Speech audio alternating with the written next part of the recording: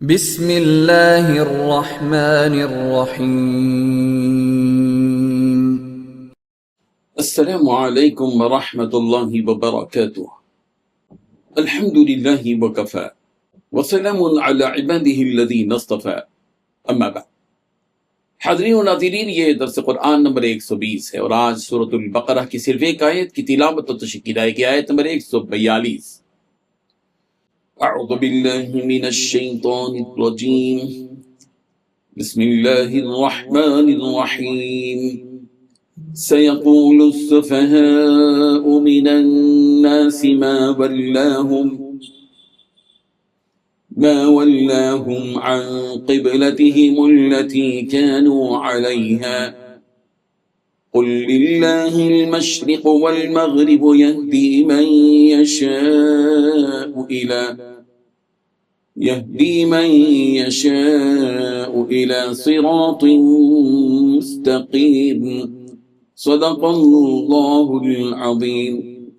لفظی ترجمہ یوں ہے، سیقول عن قریب کہیں گے، السفہاء بے وقوف لوگ، من الناس لوگوں میں سے، بعد، ما ولاہم کس چیز نے ان کو پھیر دیا، عن قبلتہم التی ان کے اس قبلے سے جو، کانوا علیہا جس پر وہ تھے، قل کہہ دیجئے، للہ المشرق والمغرب اللہ ہی کے لیے ہے مشرق اور مغرب، یہدی ہدایت دیتا ہے، من یشاء جس کو چاہے، الی صراط مستقیم سیدھے راستے کی طرف۔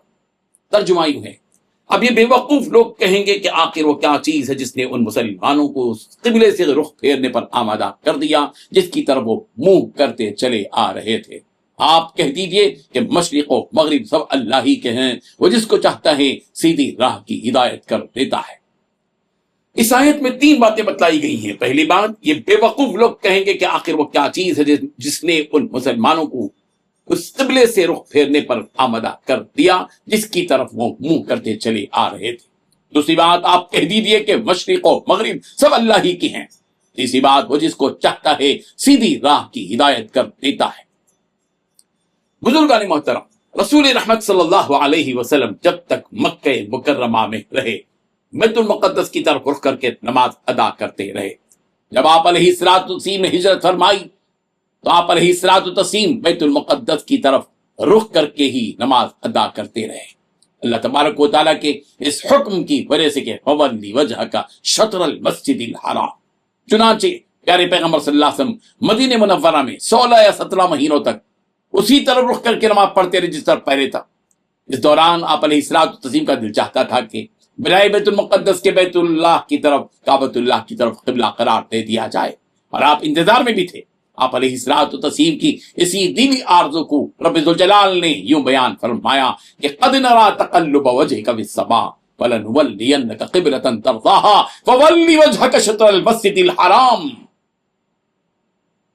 اس آیت کے ذریعے نبی رحمت صلی اللہ علیہ وسلم کو جبکہ آپ نماز ہی میں تھے حکم دیا گیا کہ آپ اپنا رخ مسجد الحرام کی طرف فرمائیے۔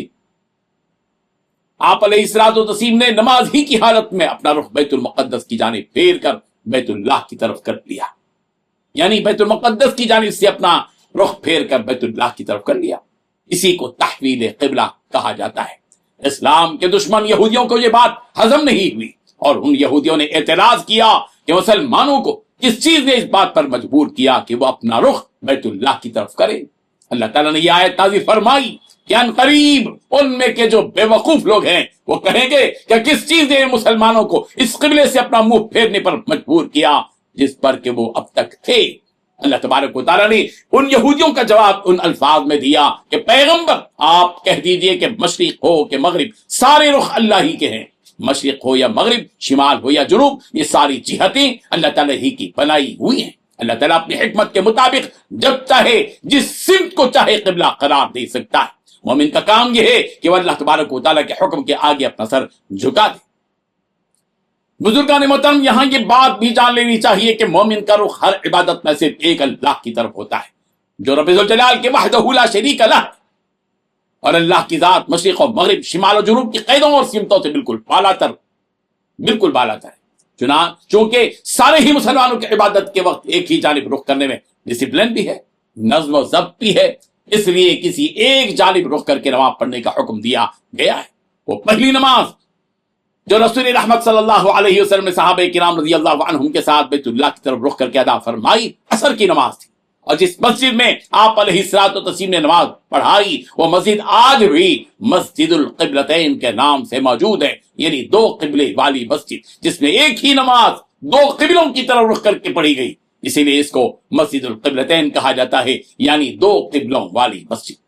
اللہ تبارک و تعالیٰ ان آیات کی روح کو سمجھنے کی توفیق عطا فرمائے، آمین۔ وآخر دعوانا ان الحمدللہ رب العالمین۔ ڈیلی درس قرآن کو سبسکرائب کیجئے، اپنے تاثرات اور مشورے ارسال کیجئے، اور متعلقین کے گروپ بنا کر انہیں روزانہ درس قرآن بھیجیں اور اجر ثواب پائیں۔